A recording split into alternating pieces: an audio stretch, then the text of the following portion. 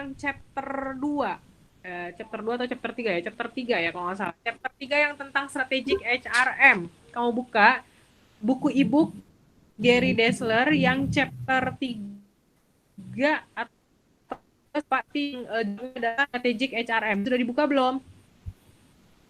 Sudah?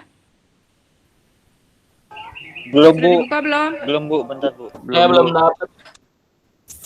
Belum, Bu. Belum. Nah, itu makanya itu saya sebenarnya ngecek aja kamu tuh udah download apa belum. Jadi saya udah share di email, ternyata kamu juga belum melakukan download atau dibaca atau dilihat lagi. Kan begitu saya minta kamu baca, belum Bu, belum gitu. Bu, kalau buku yang Ibu kirim dari email, itu pas kemarin saya mau buka, butuh akses kode gitu Bu untuk ngedownloadnya. Terus yang lain bisa nggak? Yang lain apakah butuh kode akses juga? Kagak, Bu. Enggak. Enggak, Nah, Bu, saya enggak. nggak tahu itu ya, ada beberapa yang kayaknya kasusnya kena seperti itu, ada yang enggak. Jadi yang kena kasus seperti itu tolong minta sama temennya ya, supaya nggak ribet lagi saya kirimin ulang gitu. Soalnya nggak ada permission email ke saya. Bu, yang di-share minggu kemarin. Access. Kalau no. Kalau minggu kemarin ada, Bu. Kenapa? Yang minggu kemarin ada. Minggu ini nggak ada. Bu, saya juga belum masuk. Saya, iya belum.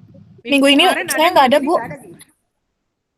Lah emailnya cuma satu, yang kemarin itu di dalam email itu ada buku Gary Ada. Dessler saya kirimkan. Oh, iya Bu, iya paham Bu. Masa iya saya ngirim ulang, please deh. Aduh. Ampura. Gary Dessler ada ini. Ada kan? Ada, Bu, ada bukunya Gary. Ada, Bu. Ada Bu, tapi saya di laptop, Bu. Saya lagi pakai HP nih, Bu. Iya, bukalah laptopnya. Bu harus pakai akses. Laptop dipakai, Bu. Laptop lagi dipakai, Bu. Ada aja alasan kalian inilah. Kayak anak kecil. Bisa kok, bisa.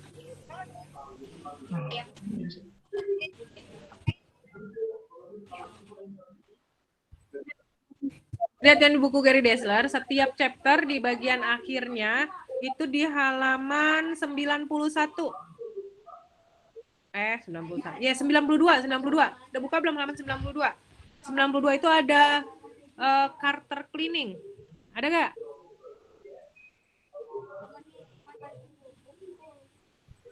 Ada, Nak? Halaman 92 ada ya? Bu.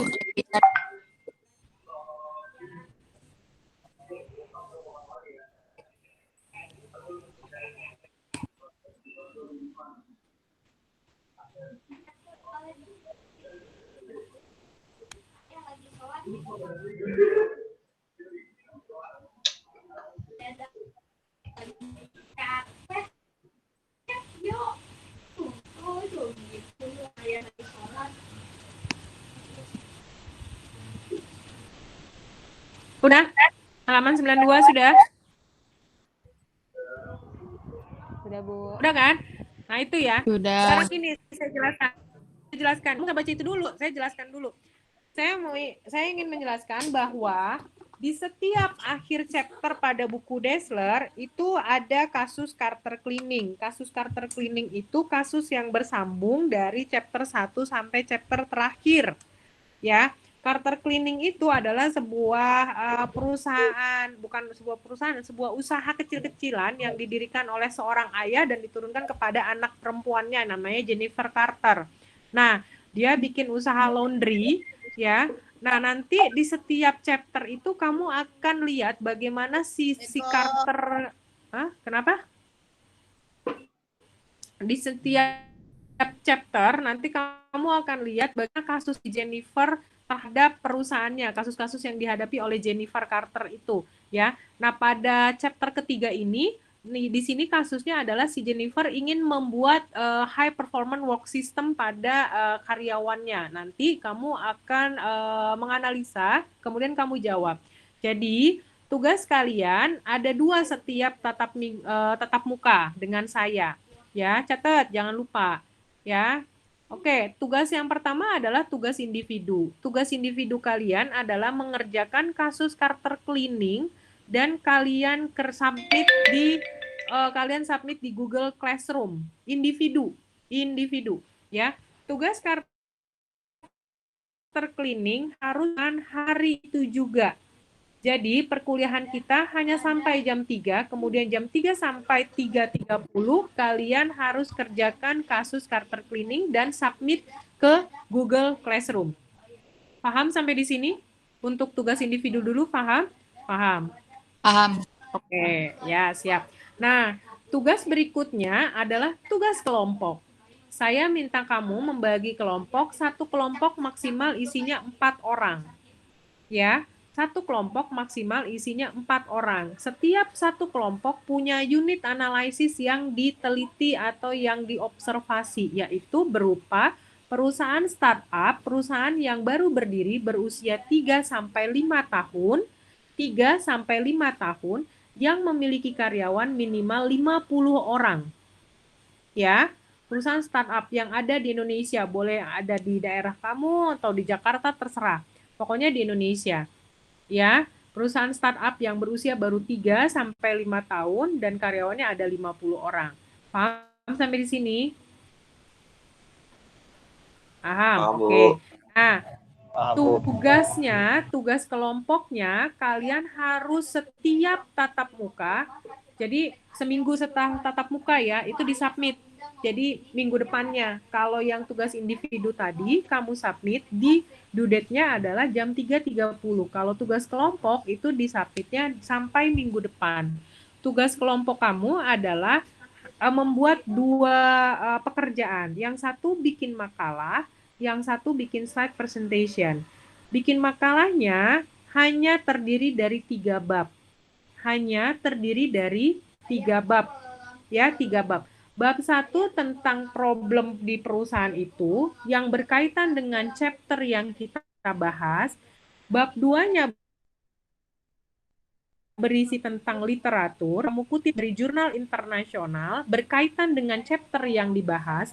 Jadi misalnya saat ini kita membahas chapter Strategic Human Resource Management, maka kalian harus mengutip sumber literatur yang berkaitan dengan Strategic Human Resource Management.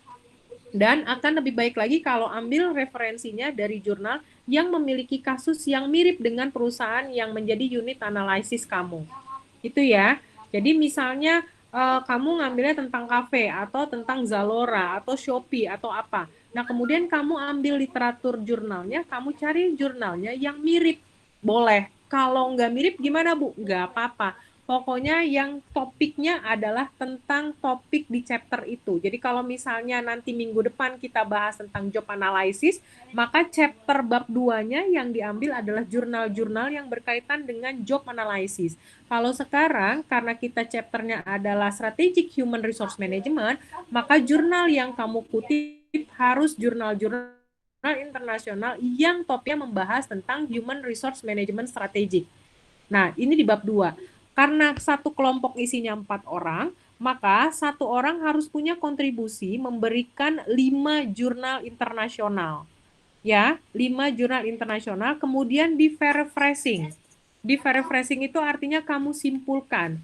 Maka dari 5 jurnal itu kamu simpulkan apa? Sehingga dengan demikian, paket. Bentar ya, ada paket. Paket, ada yang teriak. Oke, nah terus yang bab kedua saat kamu ngambil jurnal itu kan harus jurnal internasional ya berbahasa Inggris. Nah jurnal internasional itu satu anak kontribusinya adalah 5 jurnal yang kamu paraphrasing atau kamu simpulkan dari 5 jurnal itu ya. Kemudian jadi totalnya dari dalam setiap makalah ada berapa jurnal yang dikutip dalam daftar pustakanya? Ada 20 jurnal, karena satu anak memberikan kontribusi 5 jurnal. Sehingga dalam setiap satu makalah itu ada bab 1 tentang pendahuluan, bab 2 referensi, bab 3 solusi untuk perusahaannya, dan daftar pustaka yang isinya ada 20 jurnal yang kalian kutip. Itu ya, paham ya? Bu, yang disimpulkan dari jurnal internasional ini apa Bu yang kita simpulkan? Yang kamu simpulkan adalah dia memberikan rekomendasi apa untuk kasus yang dia analisis, ya. Kemudian itu apakah bisa menjadi sumber referensi kamu untuk memberikan recommendation action pada perusahaan yang kamu analisis, gitu. Jadi dia punya rekomendasi apa? Jadi artinya di sini saya meminta kamu untuk memberikan recommendation action pada perusahaan yang kamu teliti berdasarkan referensi. Tidak boleh bluffing, tidak boleh kamu memberikan recommendation itu hanya asal ngecap gitu ya. Nggak boleh. Kamu harus berdasarkan teori. Berdasarkan teori si A, si B, si C, bla bla bla, maka kami merekomendasikan bla bla bla, gitu ya. Berdasarkan teori si C, si D, si E, ya, maka kami merekomendasikan perusahaan ini untuk melakukan bla bla bla. Paham sampai di situ? Paham ya? Oke. Nah, bab 3-nya baru kamu simpulkan dan memberikan rekomendasi gitu. Bu, Oh, Bu saya mau nanya Bu. apaan sih ini?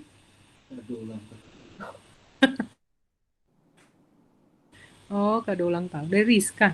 Ya. Oh Bu, untuk tadi ini saya balik ke yang tugas individu. Tadi kata Ibu jam setengah dia 3.30. Itu kan kita bukannya kelas mulai ya 3.30. Oh iya. Ya benar. Berarti jam setengah Oh. 6.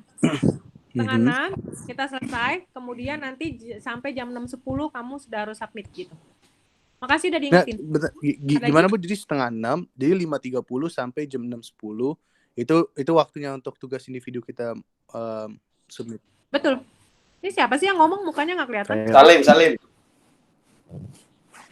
Oh, Salim. Iya, betul. Oke. Ada lagi yang menanyain?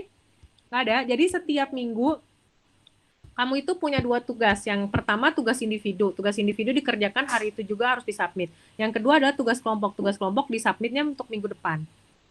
Itu ya. Ya. Nah, oke. Tugas kelompok itu ada 2. Tadi kan makalah dan slide presentation. Sekarang saya bahas yang slide presentation-nya, teknik penulisannya. Kenapa Satria Susilo? Bu, saya mau nanya, Nggak Bu. apa-apa, Bu. Ya. Insya Allah nggak apa-apa, Bu. Iya, oke. Iya, kenapa Randa? Itu tugas individu mulainya minggu depan kan, Bu ya? Minggu ini. Oh, minggu ini langsung. Waduh, kan ini kita bahas ini sekarang. Oh iya, Kamu Bu. kan tinggal baca dari buku itu Gary Dessler, ya. Supaya apa ada tugas individu, supaya saya yakin kamu memang benar-benar memahami materi yang saya ajar. Supaya saya yakin bahwa kamu memang mempelajari, belajar. Kalau nggak nanti saya lost loh. Saya kan nggak tahu kamu ini lagi main game, ya kan, online, atau lagi bengong, ngelamun, atau lagi ngeliatin Instagram. Saya kan nggak tahu. Mana saya tahu? Saya belum dapat bukunya, Bu. Gimana ya, Bu ya? Ya gimana itu? Kamu pikirin lah, minta sama Iya, saya mau teman kamu minta. sekarang minta tolong sama teman kamu. Ya. Ya. Ya. Nih Yang saya ada buku. fotoin ya, soalnya ya, saya fotoin. Iya, Bu. Ini saya fotoin, saya kirim di WA. Saya kirim ke WA kalian. Ini saya kirim ke WA nih. Sementara ini, Mas DM.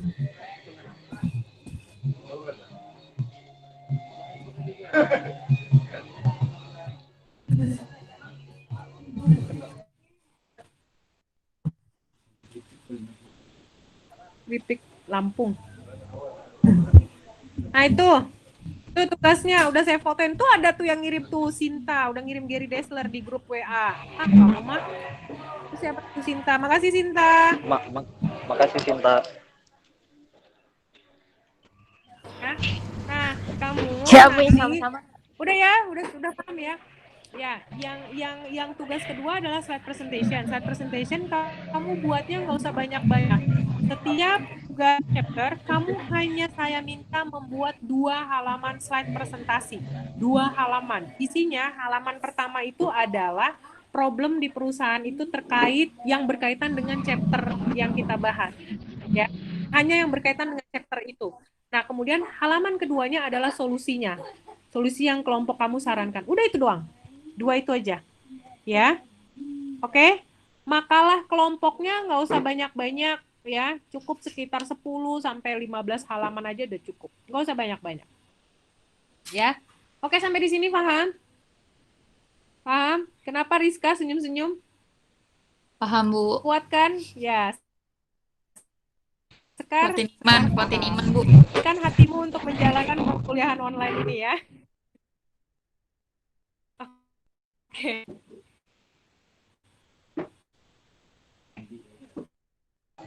Bu, Sekar minian lu Sekar. Nah, sekarang yang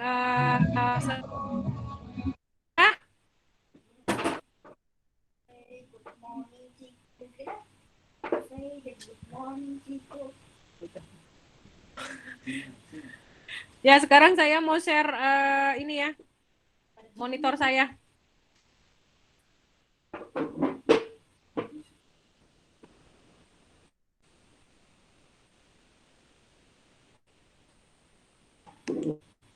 Udah kelihatan belum? Udah. Sudah, Bu, kan? Sudah. Oke, sip. Ya, sekarang saya akan jelaskan tentang Human Resource Strategic Management ya. Nah, kalau kamu kemarin membahas tentang apa tuh namanya? Ntar saya gedein dikit. Nah, kemarin kan sudah jelaskan tentang peran artinya ya kan? Sudah belum? Sudah kan kemarin sudah saya jelaskan ya peran pentingnya HRM. Nah, sekarang saya jelaskan tuh perannya HR strategik dengan strateginya perusahaan itu bagaimana, relevansinya seperti apa ya, kamu harus tahu. Jadi kalau tadi kamu sudah lihat yang Silicon Valley ya, Silicon Valley itu kan kelihatan di situ ada sebuah wilayah seperti Kerawang Bekasi, di mana wilayahnya sangat gersang sekali. Tapi di Silicon Valley itu terdapat perusahaan-perusahaan besar dunia. Seperti apa? Seperti misalnya ada Google, di sana ada Amazon, ada Facebook, ada Yahoo, ada Microsoft, ada Apple, semuanya di Silicon Valley. Nah, apa yang mereka berikan kepada karyawannya? Ya, yang mereka berikan adalah banyak benefit yang membuat karya betah di dan rasanya ini besok buruk. Kebayang nggak kamu gitu ya? Jadi kalau kita bilang bahwa oh kalau kerja di Google itu enak ya, fasilitasnya banyak, bla bla bla, ada entertain, ada gym, ada apa segala macam, ada semuanya lengkap. Kenapa begitu? Karena memang di sana akses hiburan itu sulit sekali ya, karena gersang gitu. Jadi sama seperti di Facebook, di Yahoo, kemudian di Apple, Microsoft, Amazon, semua memberikan fasilitas yang terbaik untuk karyawannya. Sehingga waktu dilakukan survei oleh si pembuat video itu kan ditanya, waktu kamu pulang kerja apa yang kamu lakukan? Rata-rata mereka menjawab apa? Saya pulang, makan, lalu tidur. Saya pulang, main sama anak, lalu tidur. Mereka selalu jawab gitu. Dan mereka rata-rata bilang bahwa kemudian saya siap-siap untuk kerja lagi besok gitu kan. Nah itu artinya bahwa mereka sangat semangat kerja lagi gitu. Mereka sangat semangat untuk kembali ke kantor gitu. Nah kemudian kita harus lihat perusahaan kita, kan banyak ya di Indonesia perusahaan yang melakukan copy paste, ikut-ikutan nih dengan Google gitu ya, ikut-ikutan tuh menerapkan benefit-benefit yang diberikan oleh Google kepada karyawannya. Dia desain kantornya sedemikian rupa, diberikan fasilitas beragam di kantornya, di ruang kerjanya ada hall basket, ada pantry yang luas, ada home theater, ada ruang nge-gym dan sebagainya. Tapi ternyata semua fasilitas itu jarang dipakai atau bahkan ada karyawan yang sama sekali belum pernah pakai fasilitas itu. Kenapa? Karena ternyata perusahaan itu berada di perusahaan di mana? Di perusahaan di kota besar yang akses hiburannya itu bisa ditemukan di mana aja, seperti di Jakarta. Orang karyawan pulang kantor rata-rata kemana? Ya ke Kokas, ya ke Grand Indonesia gitu ya, ke mana lagi ke Senayan City gitu ya. Jadi mereka jarang gitu betah untuk walaupun di kantor sudah diberikan fasilitas-fasilitas seperti itu. Jadi ini artinya adalah si HRM harus memetakan kebutuhan karyawannya, apa yang paling diinginkan mereka. Jadi memang orang-orang butuh kalau lapar maka orang-orang itu butuh makan. Nah, waktu mau makan dia maunya apa? Keinginannya apa? Ada yang pengennya makan burger, ada yang pengennya makan nasi, ada yang pengennya makan Indomie. Tentu beda-beda. Nah, ini yang harus di-mapping oleh HRM. HRM itu harus melakukan mapping kebutuhan atau keinginan karyawan yang paling mendasar. Bisa jadi kalau perusahaan seperti yang ada di Jakarta, di mana perusahaan Jakarta dengan kota yang serba macet gitu ya, dan semua entertain sudah tersedia, mungkin bisa jadi karyawan itu lebih suka kalau kerjanya adanya mobile atau work from home gitu ya. Jadi kerja dari rumah mungkin lebih efektif gitu. Karena ngerasa buang-buang waktu gue perjalanan dari rumah ke kantor itu ngabisin waktu 2,5 jam. Nah 2,5 jam baru berangkat doang, belum pulang 2,5 jam. Kebayang, jadi 5 jam waktu dia untuk perjalanan. Ya bisa dibilang artinya kalau dia nanti meninggal, ditanya malaikat dikubur, dihabiskan di mana waktumu, dia akan jawab di jalan gitu ya. Jadi segitunya gitu perjuangan orang kerja di Jakarta. Nah, lalu apa yang dia butuhkan? Nah, itu kamu harus mapping. Nah, strategik perusahaan itu harus turun kepada HRM. Jadi si HRM itu harus punya strategik formula yang berupa turunan dari strategik perusahaan. Nah, si Google melakukan fasilitas atau memberikan fasilitas-fasilitas seperti itu yang colorful ya, yang penuh warna-warni. Karena apa? Karena yang diinginkan adalah si karyawannya memiliki jiwa imajinatif, jiwa inovasi yang tinggi gitu dan kreativitas yang tinggi. Makanya didesainlah dia dengan colorful. Beda dengan Apple, beda dengan Facebook. Tentu semua itu kembali kepada tujuan perusahaannya sehingga itu didesain. Ya, didesainlah semua infrastruktur dan kebutuhan atau fasilitas kantor ya. Karena memang harus mengikuti goals dari perusahaan. Seperti itu ya. Nah, sekarang kita lihat di sini bahwa ya strategic management ya strategic proses itu diambil dari apa sih? Diambil dari bagaimana kita mengidentifikasikan misinya perusahaan, kemudian kita matchkan, kita sesuaikan dengan kapabilitas dari demand lingkungan di sekitarnya. Jadi saat misalnya perusahaan memiliki visi dan misi A, B, C, ternyata 5 tahun ke depan ada perubahan nih. Perubahan apa? Oh ternyata ada pandemik ya, ada pandemik COVID gitu ya. Berarti kan artinya kita harus coba deh kita merubah yang tadinya kita semuanya harus serba konvensional, mungkin sekarang kita harus berubah ke digital. Artinya kalau ada perubahan digital, mungkin ada perubahan atau pergeseran konsumen. Ya, kalau udah ada pergeseran konsumen, mungkin akan berubah lagi bagaimana karyawan harus melayani konsumen. Tentunya karyawan yang memang benar-benar tidak gagap dengan teknologi dan karyawan yang bisa cepat dan tanggap terhadap teknologi gitu ya. Jadi artinya apa? Kalau begitu maka HRM harus memberikan apa? Mungkin memberikan pelatihan gitu ya, mungkin memberikan tambahan edukasi kepada karyawannya tentang teknologi supaya apa? Supaya cepat catch up dengan kondisi di luar gitu ya. Jadi itulah kenapa kita penting membuat desain strategic management di perusahaan secara level corporate, kemudian kita buat turunannya untuk level-level fungsional di HRM, di marketing, di financial dan di operation. Kan kamu tahu ya bahwa manajemen fungsional itu kan ada 4 fungsional. Ya, fungsionalnya apa? Ada marketing, ada HRM. Bentar. Oh ya, paket lagi. Sejak pandemik semua serba paket. Ya, itu paket lagi baru datang. Jadi ketika perusahaan itu kan punya 4 fungsional ya, ada fungsional marketing, fungsional SDM, fungsional financial dan fungsional operation. Semua unit fungsional ini semuanya harus punya strategic plan, semua harus punya strategic formula yang berupa turunan dari si perusahaan. Ya, jadi nggak boleh melenceng gitu. Nah, ini yang harus dilihatnya dari bisnis visi dan misi perusahaan. Nah, ini nggak kelihatan ya, saya akan gedein. Nah, ini kalau kita lihat kondisi ini adalah bagaimana strategic management itu prosesnya dilakukan ya. Kalau kita lihat step 1 sampai step 5, ini adalah planning atau perencanaan strategik. Sementara step 6 sampai step 7, ini udah eksekusi dan evaluasi. Nah, di step 1, kita mendefinisikan current bisnis kita dan misi kita.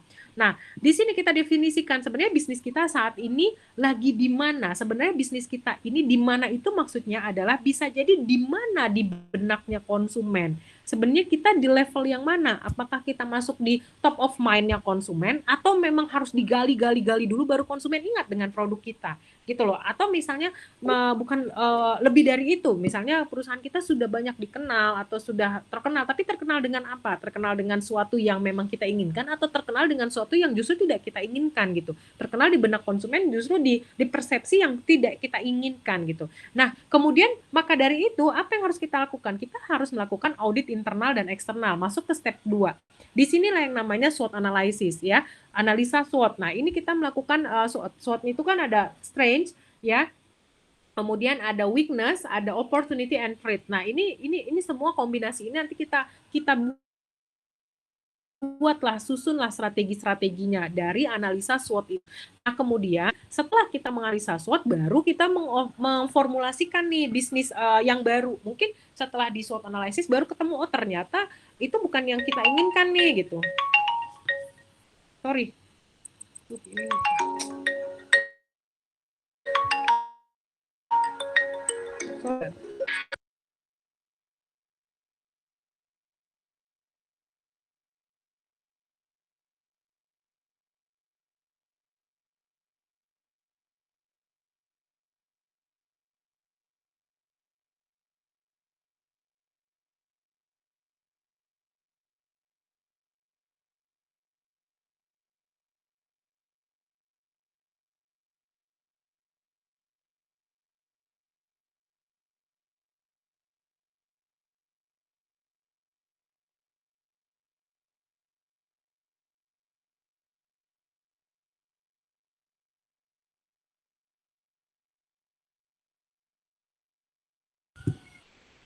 Oke ya.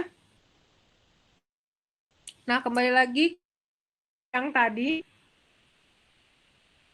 Oke, nah sampai di sini kamu sudah menemukan kondisi SWOT-nya, kamu bisa memformulasikan sesuatu yang baru. Bisa saja ternyata definisi strategik kamu yang lama itu udah nggak sesuai lagi dengan kondisi sekarang, maka bisa berubah. Jadi dari step yang satu ini tadinya kamu punya misi atau punya strategi A dan B, kemudian setelah kamu lakukan step kedua, bisa jadi misi kamu di step ketiga ini menjadi C dan D gitu loh, atau A, B, dan C gitu. Jadi bisa berubah gitu ya. Nah, kemudian kamu harus menerjemahkannya lah dalam misi. Nah, kemudian kamu berubahlah strategic goals-nya itu apa aja nih. Kemudian baru kamu implementasikan dan harus dievaluasi. Seperti itu ya. Nah, ini SWOT analisisnya. Nah, yang akan kepada kamu bahwa karena kita mata kuliahnya adalah HRM, maka SWOT analisisnya harus SWOT analisis untuk aspek SDM. Jangan aspek yang lain. Jadi tugas kamu nanti waktu membuat tugas kelompok, kamu harus buat SWOT analisis aspek SDM saja. Ya, kalau kamu mendengarkan dan menyimak materi saya, setiap tatap muka, kamu pasti lancar mengerjakan tugas kelompok kamu. Kalau kamu nggak perhatikan, kamu akan kelabakan, kamu akan kebingungan ya mengerjakan tugas kelompok itu. Jadi, yang saya minta di sini adalah kamu membuat analisa SWOT yang berkaitan dengan aspek SDM. Jadi kalau aspek SDM artinya kamu tidak perlu memasukkan kekuatan, misalnya perusahaan ini memiliki kekuatan modal yang besar. Apakah modal aspek SDM? Bukan. Modal capital atau modal monetary itu aspek finansial. Jadi jangan dimasukkan ke dalam SWOT analysis HRM ini. Ya. Kemudian kalau kamu bilang, oh kita ancaman kita adalah kita punya pesaing produk-produk yang baru atau pesaing yang memiliki produk yang lebih inovatif. Apakah itu aspek SDM? Bukan, itu aspek marketing. Gitu. Jadi jangan kamu masukkan. Maka yang dimasukkan apa, Bu? Aspek-aspek yang berkaitan dengan SDM. Misal ya, jangan jadi contoh. Maksudnya kalau saya kasih contoh seperti ini, kamu jangan jadi ikut-ikutan kayak gini, kamu harus cari yang lain gitu ya. Kebiasaan nih mahasiswa gitu, dikasih contoh, oh yang ini aja gitu. Jangan. Ya, kebiasaan. Kamu harus berpikir out of the box. Misalnya gini, ya, oke, kelemahan kita adalah SDM kita yang kurang qualified, tapi SDM kita jumlahnya banyak, misalnya. Strength-nya, jadi jumlah SDM kita banyak, tapi weakness-nya SDM kita nggak qualified gitu, nggak ngerti dengan teknologi, nggak ngerti dengan misalnya bikin website, nggak ngerti dengan Instagram, apa, dan sebagainya. Oke, nah kemudian kita lihat nih opportunity-nya, opportunity-nya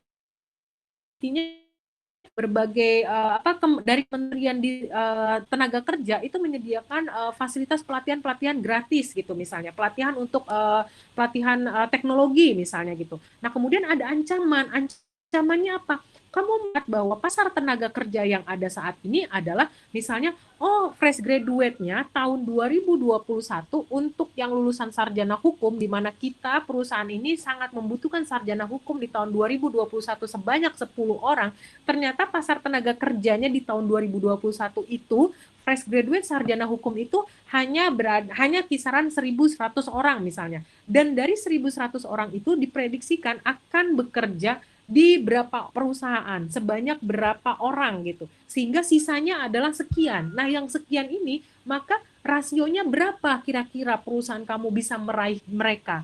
Orang-orang yang qualified itu bisa masuk ke perusahaan mereka gitu loh. Jadi, apakah mereka mau atau berminat? Jadi, kalau kamu marketing, kamu akan menganalisa persaingan produk kamu di hati konsumen. Tapi kalau kamu di aspek SDM, maka yang kamu lihat adalah bagaimana posisi perusahaan kamu di benak karyawan dan di benak kandidat karyawan. Itulah yang dinamakan employee value proposition. Jadi, employee value proposition itu adalah segala unsur benefit dari perusahaan yang menarik untuk para kandidat dan menarik karyawan supaya tidak terjadi turnover yang tinggi gitu.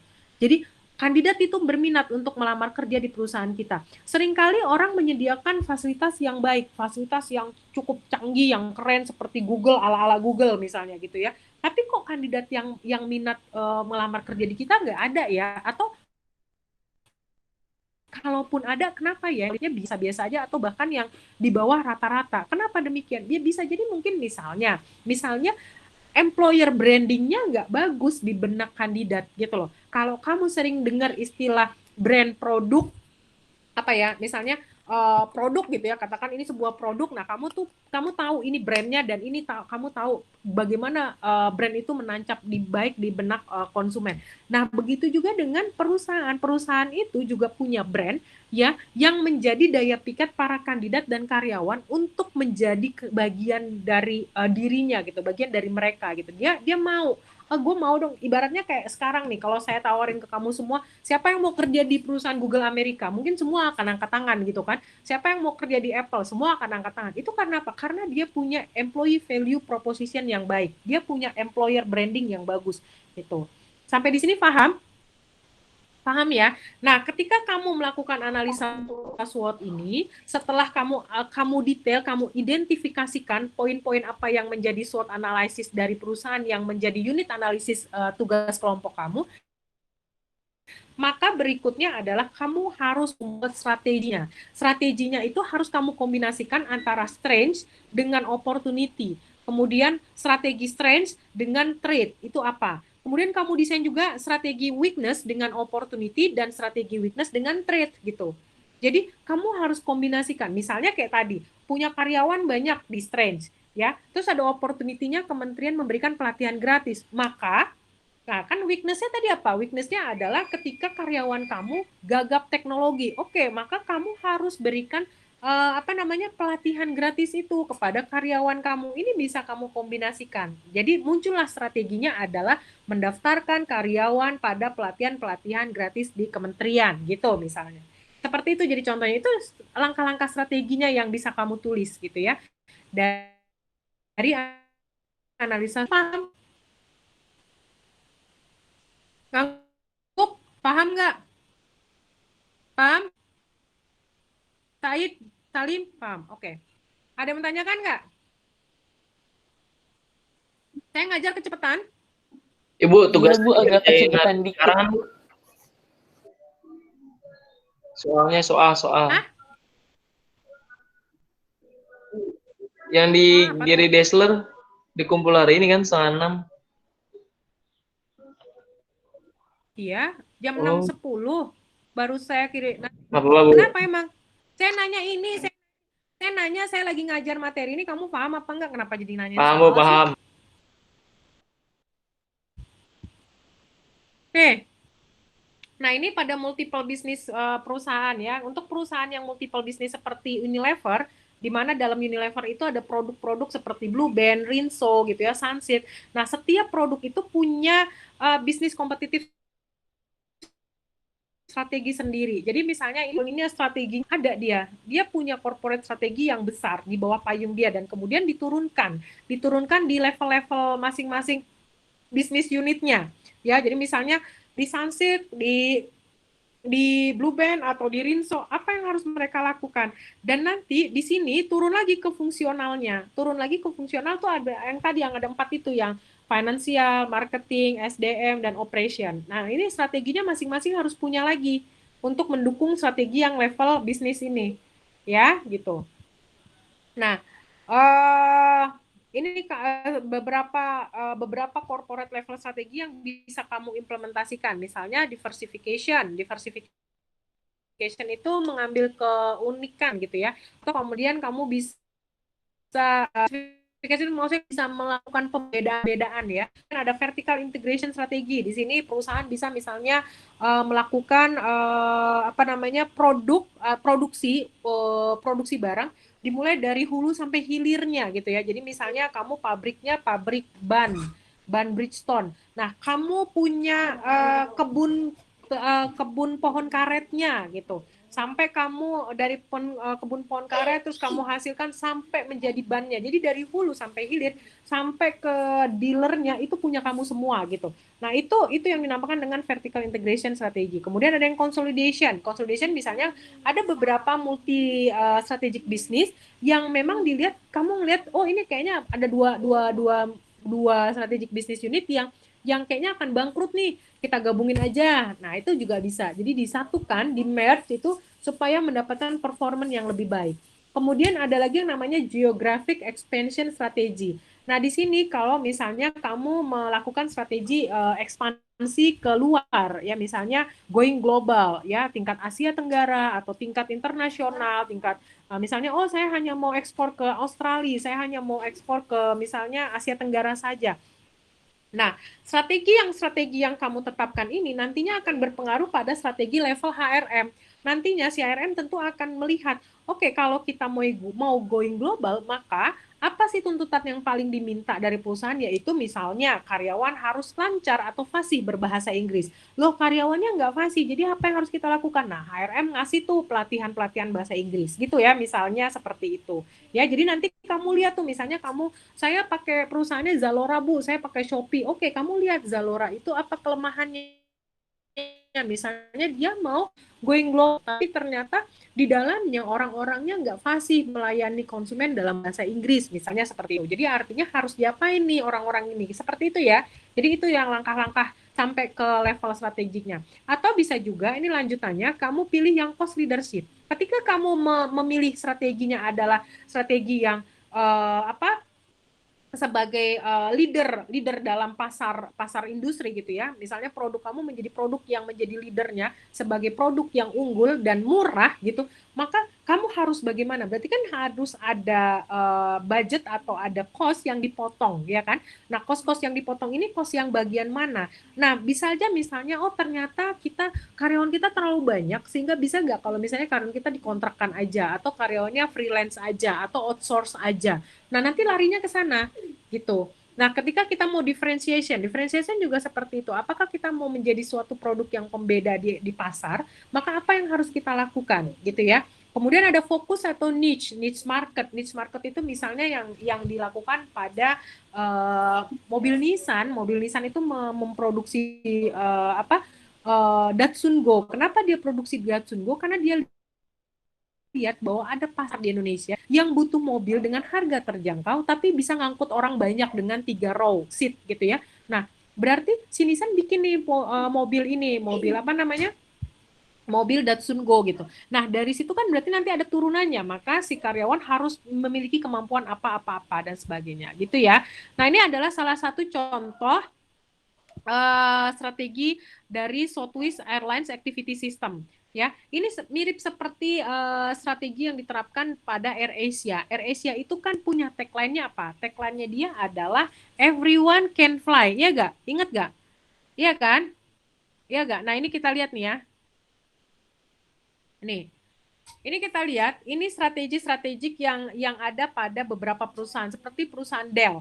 Dell itu strategic prinsipalnya adalah be direct, jadi harus langsung gitu. eBay, fokus on trading communities, jadi dia fokus pada komunitas-komunitas perdagangan gitu ya.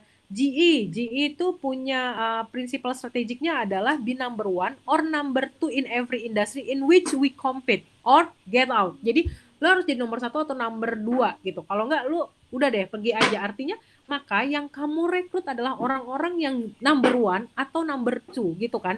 Nah, kemudian Southwest Airlines ini punya strategik ininya adalah meet customer short haul travel needs ya. In Pers kompetitif ya, jadi dia harus ke harga yang murah untuk konsumen, maka dia harus bagaimana gitu ya. Jadi Walmart low price every day ya, dengan harga murah setiap hari, apa yang harus dia lakukan gitu. Nah nanti ini larinya ke sini seperti ini. Nah karena tadi kan Southwest Airlines itu mau yang memotong harga yang murah untuk passengers mereka, maka dia buat nih limited passenger service. Artinya no meals, no baggage, no seat assignment, no connection with other airlines, atau limited use of travel agent. Sehingga karena ada travel agent yang sedikit, maka dia menjadi very low ticket price. Nah nanti dampaknya kepada apa? Dampaknya pada ini, misalnya kru di lapangannya harus bagaimana gitu dan sebagainya. Jadi itu pengaruh semuanya, sama seperti AirAsia. Waktu AirAsia bilang bahwa dia ngasih tagline everyone can fly, itu pengaruh tuh ke semuanya gitu ya. Jadi waktu dia netapin nih AirAsia tagline-nya adalah everyone can fly. Kenapa dia menetapkan itu? Karena dia berpikir bahwa waktu dia menjadi mahasiswa perantauan ya, si yang punya AirAsia ini, dia berasa bahwa saya mau pulang kampung, saya mau ke negara tempat asal orang tua saya, tapi saya nggak punya uang.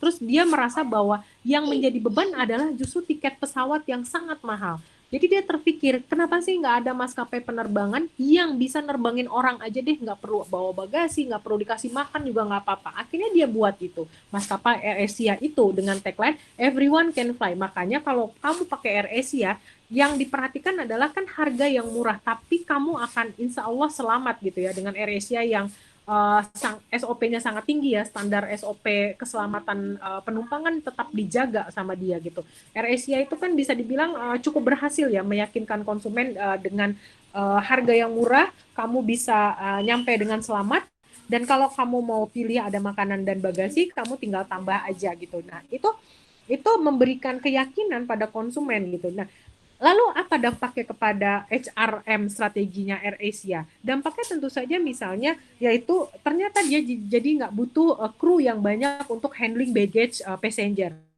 Atau juga misalnya dia nggak butuh banyak kru untuk menyediakan di pesawat gitu. Jadi itu dampaknya ke sana ya. Jadi kamu bisa lihat bahwa strategi perusahaan itu bisa dampaknya ke HRM. Bahkan memang harus dampaknya ke HRM. Gitu ya. Nah, dari di sini kamu lihat ya, linkingnya company wide and HR strategy. Nah, di sini nih kamu lihat kan, company strategy situation. Di sini dia menganalisa situasi perusahaannya. Kamu lihat nih bagaimana si perusahaan memikirkan, melakukan audit apa? Audit environmentnya seperti apa sih lingkungan eksternalnya. Kemudian bagaimana lingkungan internalnya. Sehingga diketemulah nih situasinya ternyata seperti ini. Nah, dari situ maka kamu akan buat company strategic plan-nya. Nah, ini misalnya strategic plan-nya, apakah kita mau expand ke negara luar, apakah kita mau potong beban, atau kita mau melakukan diversifikasi. Tentu nanti ada turunannya kepada companies HR strategis gitu ya. Nah, ini jadinya companies HR strateginya maka harus bagaimana? Gitu. Ya. Oke, nah yang paling penting yang kamu harus ketahui bahwa strategic planning itu perannya ada dua. Peran HR strategic planning itu harus bisa memformulasikan strateginya dan harus bisa mengeksekusinya, melakukan atau mengimplementasikannya ya. Oke.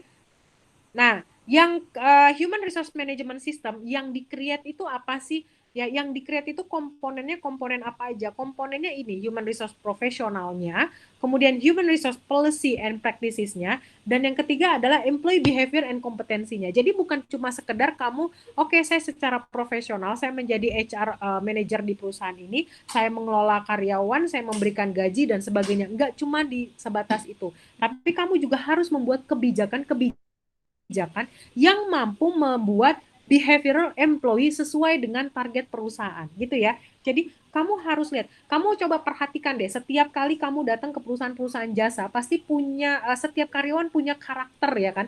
Coba kamu perhatikan bagaimana karakter misalnya pramugari Garuda itu akan beda dengan karakter pramugari AirAsia gitu loh. Pramugarinya Citylink itu beda gitu ya. Nah, itu kan kelihatan karakternya atau perilaku mereka gitu. Dan kalau kamu juga perhatikan misalnya orang yang kerja di di Trans TV gitu. Dengan orang yang kerja di Antv, karakternya akan beda. Kenapa? Karena memang ada strategic company-nya yang diturunkan nyampe ke strategic HR-nya gitu ya. Jadi semua itu berkaitan dengan strategic company. Nah, di sini ini kan kamu lihat nih HR fungsional, kelihatan nggak tulisannya? Atau terlalu kecil kah? Kelihatan nih. Kelihatan ya? Oke. Nah, di sini kamu lihat ya, HR system ini kamu desain untuk meningkatkan performance ya, performance karyawan.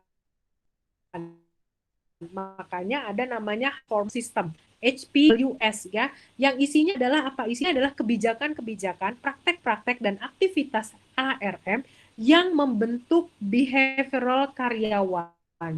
Seperti misalnya kamu buat kebijakan tiap hari harus absen. Nah, itu artinya kan membentuk kebiasaan karyawan, berarti maka dia datang jam 8 dia absen, pulang jam 5 dia absen. Kecuali kalau kamu bilang absen tidak penting, yang penting adalah output kerja. Maka karyawan karakternya adalah karyawan yang karakternya oke, gue speed kerja gue mencapai output gue nggak apa-apa, gue nggak hadir di kantor, yang penting gue punya output, dan itu menunjukkan KPI gue. Jadi itu yang kelihatan ya, ketika kamu menerapkan beberapa sistem itu nanti kebentuk tuh pada perilaku karyawan gitu ya. Jadi kamu kenapa karyawan bangga hadap pulang kerja dia berjalan dengan rasa senang, dengan rasa bahagia, dengan rasa bangga. Atau ada juga kamu menemukan kalau kamu di jalan nih nanti kamu bisa lihat loh beberapa karyawan yang bubaran waktu sekarang kan karena lagi WFH ya. Kalau kamu WFO, saya sih sangat menyarankan kamu sekali-sekali nongkrong deh di daerah Sudirman atau di daerah Tamrin gitu ya, atau di mana ya misalnya Tendean gitu. Kamu bisa lihat beberapa perusahaan di mana karyawannya begitu bubaran itu keluar dari kantor dengan rasa bangga atau dengan rasa lelah dan menyedihkan gitu loh. Ya, itu kelihatan karakternya. Kenapa? Karena mungkin dia bahagia, karena ada beberapa perusahaan yang memang tidak memberikan fasilitas mewah, tidak memberikan gaji yang tinggi. Tapi apa? Yang dia berikan misalnya apresiasi terhadap ide karyawannya. Kalau karyawannya memberikan ide, dia langsung diapresiasi dan langsung diimplementasikan ide-ide karyawannya sehingga karyawan jadi terus termotivasi gitu. Kalau karyawannya juga ngerasa gue ngasih ide tapi gue diabaikan, nah itu akan berdampak nantinya jadi karyawan yang demotivasi. Seperti itu ya. Jadi artinya si HR ini fungsinya apa? Si HR ini fungsinya adalah coba kamu buat sistem atau buat kebijakan di mana setiap orang yang mengeluarkan ide maka dia akan diberikan reward gitu. Nah ini kan pengaruh, artinya nanti orang jadi berlomba-lomba gitu ya. Jadi bisa macam-macam yang kamu tampilkan bisa. Oke, di sini paham nggak? Jadi terminologi terdua ini kita sudah belajar tentang strategic plan, strategic management, vision, mission, kemudian SWOT analysis, strategic control, competitive advantage, leveraging, strategic human resource management, HR scorecard, metrics, and value chain analysis. Kita akan bahas yang tentang value chain ya.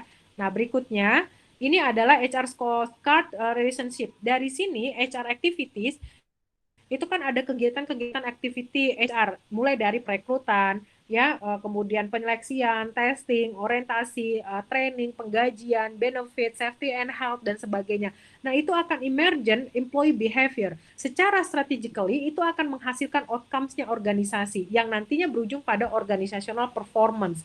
Kemudian nanti artinya tercapailah semua strategi-strategi perusahaan gitu ya. Nah, ini adalah 7 step, 7 langkah mudah untuk membentuk HR scorecard ya, memformulasikannya. Kalian mungkin akan bingung dengar istilah HR scorecard. Sebenarnya ini untuk level S2, tapi nggak apa-apa saya singgung sedikit. HR scorecard itu adalah bagaimana kamu memformulasikan key performance indicator, atau yang biasa disingkat dengan KPI. KPI ini adalah mengindikasikan capaian setiap karyawan. Karyawan itu punya capaian seberapa per tahun atau per semesternya. Itu terukur semuanya. Ternyata misalnya seorang Ananda Fortunisa ditargetkan dia harus mampu memproduksi ban mobil sebanyak misalnya 1.000 ban. Selain 1.000 ban, dia juga harus mampu menjual ban kepada konsumen minimal ada 10 orang karena Ananda Fortunisa bagian produksi. Bagian produksi kenapa harus kena KPI marketing? Kenapa harus kena KPI menjual produk? Oh iya tentu, karena itu turunan dari si direktur utamanya. Nah, nanti untuk bagian marketing bobotnya bisa beda. Untuk penjualan ban yang ditargetkan adalah 1.000 ban harus tersedia, harus terjual. Tapi dia tidak dituntut untuk memproduksi ban, tapi mungkin dia dituntut untuk menciptakan ide yang lebih baik kepada bagian produksi gitu loh. Jadi setiap unit, setiap individu, walaupun dia beda unit, tapi dia memiliki key performance yang punya 4 unsur, yaitu apa? Unsur finansial, unsur marketing, unsur learning and organization, dan unsur operation. Jadi 4 unsur ini harus terpenuhi. Jadi seorang Ananda Fortunisa, walaupun dia bukan bagian finance, tapi dia juga punya KPI yang berkaitan dengan finance. Misalnya, dia melakukan pekerjaan yang sangat efisien, sehingga tidak butuh banyak kertas yang harus di-print gitu, misalnya dalam 1 hari. Artinya kan dia ada efisiensi si Ananda Fortunisa. Nah, itu masuk dalam KPI-nya Ananda Fortunisa nantinya. Berapa persen, berapa bobotnya, berapa nilainya, sehingga tercapai per semester berapa persentase KPI Ananda yang sudah tercapai. Nanti baru ketemu berapa bonus yang diberikan untuk Ananda Fortunisa berdasarkan KPI yang udah dihasilkannya. Seperti itu. Nah, itu semua turunan dari HR scorecard ini. Ya. Ini langkah-langkahnya. Nah, ini saya akan kasih lihat bagaimana value chain itu dibahas di sebuah Hotel Paris. Hotel Paris ini adalah sebuah kasus yang ada juga di buku Dassler. Buku Dassler, selain kamu lihat ada buku kasus Carter Cleaning, juga ada Hotel Paris. Yang Hotel Paris ini, ya, ini diperlihatkan. Jadi value chain itu adalah rantai nilai yang paling kritikal, yang paling dicari oleh konsumen, ya. Rantai nilai yang paling kritikal, yang paling dicari oleh konsumen. Jadi misalnya gini, ya, sebentar. Saya mau minum dulu, boleh?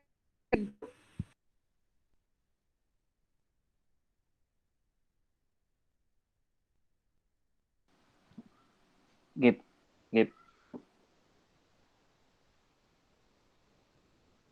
Kenapa tuh? Apa-apa. Projen putih aman nih, projen putih. Aman dong. Dia suaranya.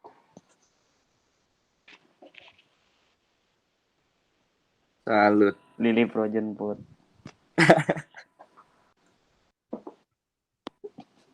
Mari. Kenapa itu?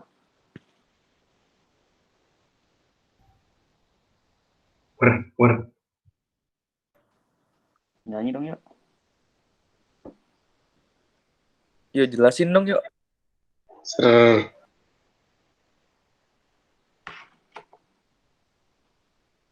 Oke, lagi Pari. Dap, gue matiin dap. Mantunya Mama Lili mana nih?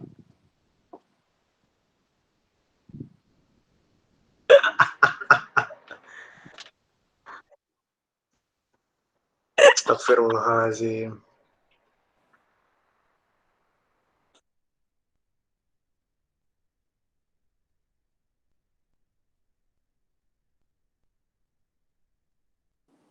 Jason mana Jason?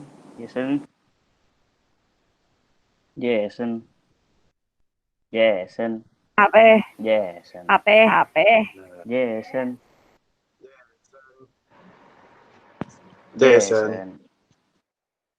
Katanya mau nyanyi. Katanya mau Katanya Dio mau kali mikrofonkan. Dio Lu kali bisik Dio. deh, lu jangan ngomong deh, bisik eh. Ngomong bubar orang-orang. Iren.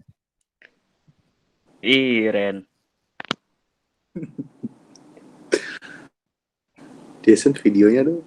Sekar. Lily Frozen Food, silakan diorder. Silakan dia mau pesan apa? Lili Projen Food passwordnya tidak bikin kembung. Aman di lambung. Wis, parah. Wisnu. Naon. Carmen.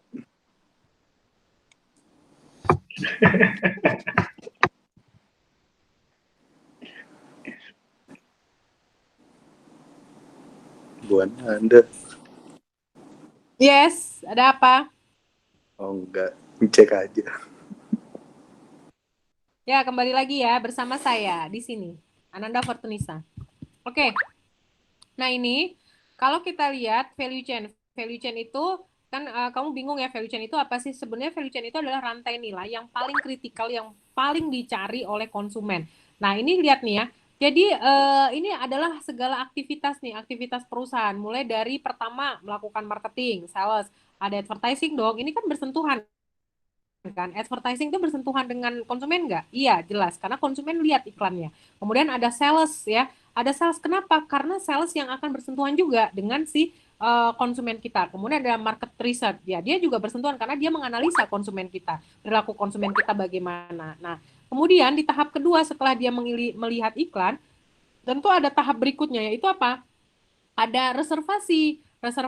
Nah, reservasi ini dilakukan oleh konsumen bisa lewat telepon misalnya atau bisa misalnya lewat email dan sebagainya. Nah, maka di sini harus ada nih orang-orang. Nah, si HRM ini harus mikirin nih orang-orang yang menerima reservasi ini. Misalnya dikasih pelatihan bahwa kamu harus angkat telepon tidak boleh lebih dari 3 kali. Kamu harus handling question secara profesional dan kamu harus memastikan proses reservasi itu hanya 3 menit dan tidak boleh lebih. Kalau dulu di pemesanan McD itu ya biasanya hanya 1 menit. Kalau kita pesan McD itu hanya dikasih waktu 1 menit dan makanan kita harus sudah ready gitu. Nah, itu yang dilakukan McD zaman dulu waktu saya SMA.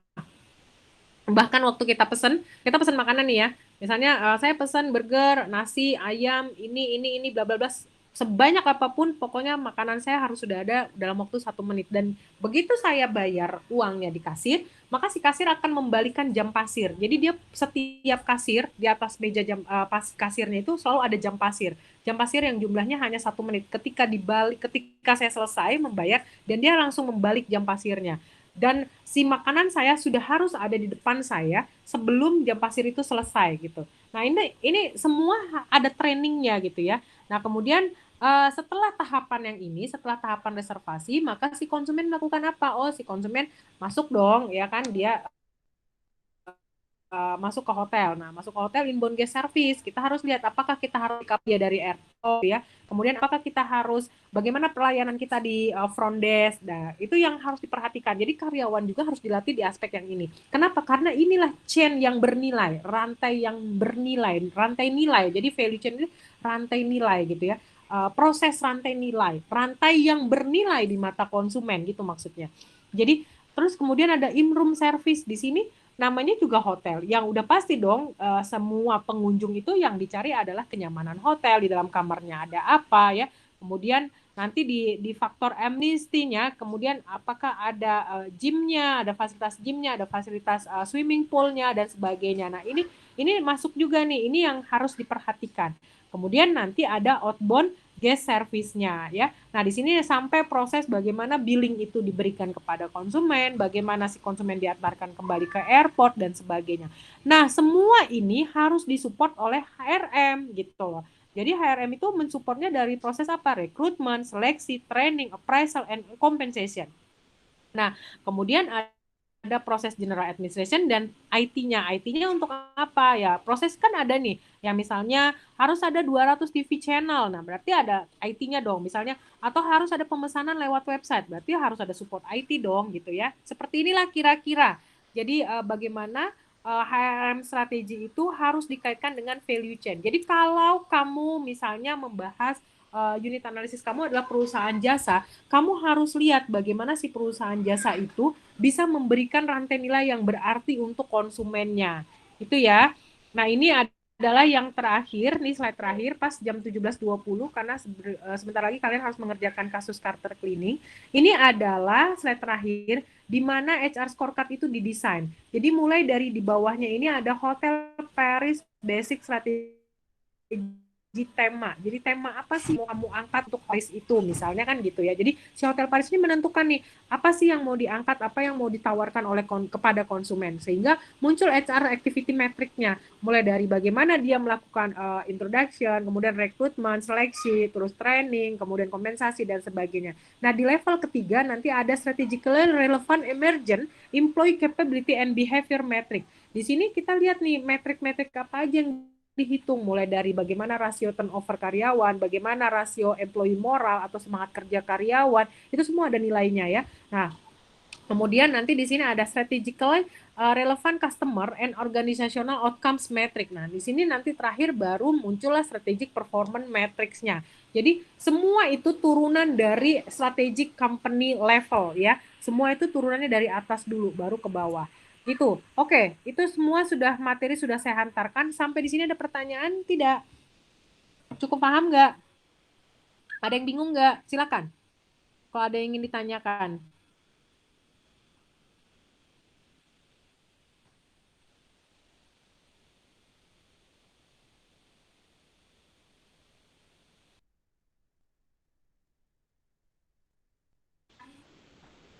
Ada.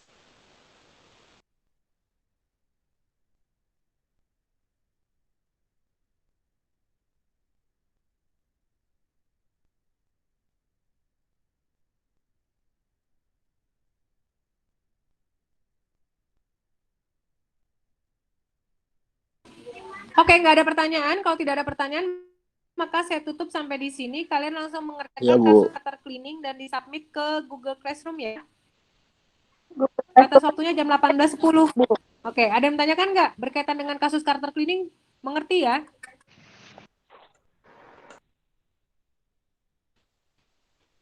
Oke ya, sudah cukup ya. Bu, mau nanya. Oke, sip. Kasih. Apa udah ada? Kita submitnya kemana tuh? Kita belum ada Google Classroom. Belum ada GCR, Bu. Iya, saya buatin ini. Oh. Saya buatin sekarang, terus saya share di WhatsApp. Oke. WhatsApp kodenya. Ya. Saya mau absen ulang dong. Mau absen ulang Wisnu Trimukti ada nggak? Ada, Bu. Tadi disuruh nyokap. Siti Nurul Hidayah ada nggak? Hadir, Bu. Muhammad Hafiz Arsalan ada nggak?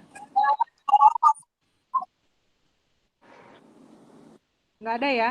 Muhammad Rivaldi ada nggak?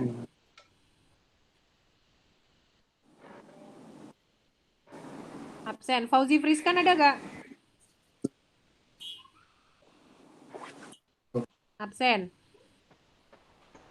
Abdul Aziz ada nggak? Absen. Oke. Tadi belum saya ini lah, kasih nutup nih. Aduh, login lagi deh. Oke, sudah, silakan kalian kerja Carter cleaning-nya. Sambil kerjakan, saya coba absen ulang ini, tunggu dulu.